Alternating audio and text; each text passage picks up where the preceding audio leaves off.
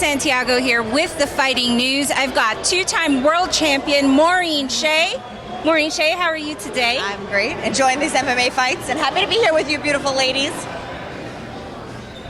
So, what brings you here tonight? Are you here to see anyone in particular?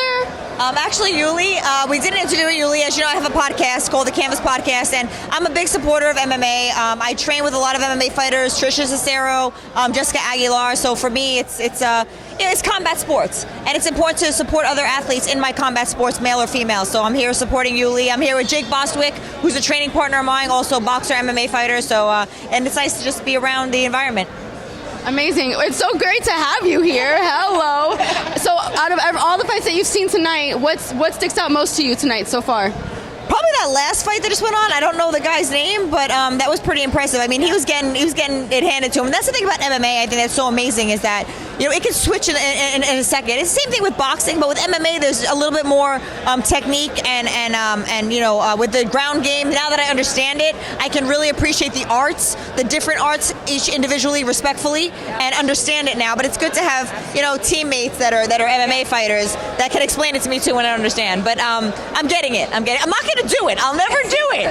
But I'll do it to practice, but not to fight. Speaking of doing things, what's up next for you, Maureen? I hear a little rumor out there that maybe you have another world title coming up. Well, tell us about that. Well, we're looking for the title. We're definitely in a title run. I'm looking to go for the 122-pound world title. I had the IFBA, former WBC 126. But that's definitely in my sights. But what's up next? I'm going to have a fight on January 17th.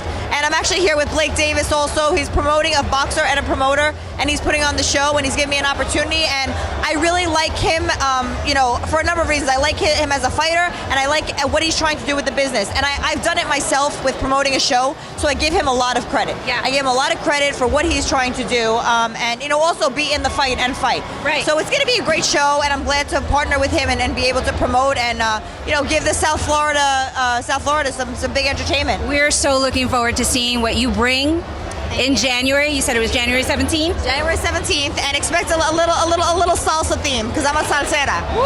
So it's going to be a little salsa theme. So my Rican from the Bronx, right? Well, yeah. I'm the Mexican from the Bronx. Oh, yeah. the Mexican from the Bronx. I'm the Rican from the Bronx. You're the Mexican. That's right. You're the Rican from the Bronx. So what different things have you done in regards to your training in order to prepare for your next fight? Well, I moved here, first of all. I moved here from Oxnard, California. I love Oxnard. I'm originally from the Bronx, New York, and I bring the Bronx and Oxnard in the ring with me. Have my Oxnard t-shirt on and the 805. That was my home for so long, and I had so much support there. I trained with some amazing coaches, amazing teammates. I moved here to South Florida to be closer to my family, and now that I'm training with Derek Santos and Phil DeRue, Christiana Marin is my doctor, my nutritionist is Melissa Deweese, and I have an amazing team around me. Wow. So what's been different? I'm still the same fighter, but it's okay, don't worry about it. I'm still the same fighter, but I think that I've evolved. It's just part of the evolution. I've always had great trainers and great training partners, but it's the evolution of the sport, and now I'm here, and I think God just has a plan for me. Yep. Siobhan, do you have any questions for Maureen, for the champ? Oh my gosh, do I? Well, first of all, it's always so good to see you. It's always so good to be with you. I look forward to January. It's going to be incredible. And I will say you will train jiu-jitsu, and it should be me, you, and Jessica need to get together. It's you know what, I will. And Phil wants me to learn some jiu-jitsu just for the leverage and just for using my body and the clinches and stuff. So I will do it. If it's with you, Jessica, and I know Tricia wanted to work with me too with some kickboxing. So I'll get in there. I'll do it with you guys. I will. I trust you. Yes, I love it. It's great to have you here tonight. I look forward to hearing more of your input tonight. It's world champ. Your insight is incredible. It's always we got to see the striking. I'm looking out for the striking because it's not quite boxing, it's striking. So I'm a little picky when it comes to the hands, but I'll let you know what I think. You are picky when it comes to the hands. You always say it. It's so good to be with you. Is there anything that you'd like to say?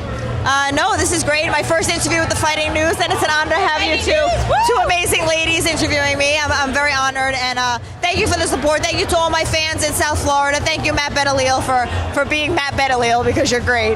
No, you're great. You are. You got to jump in with that. See, it's all love. We all love. It's all love. I love them all. They're all great. They're the best women in the world, all of them. Like and subscribe. Oh yeah, For more fighting news, like and subscribe. This is Siobhan with Maureen Shea. Melissa Santiago, thefightingnews.com. Please make sure to like and subscribe.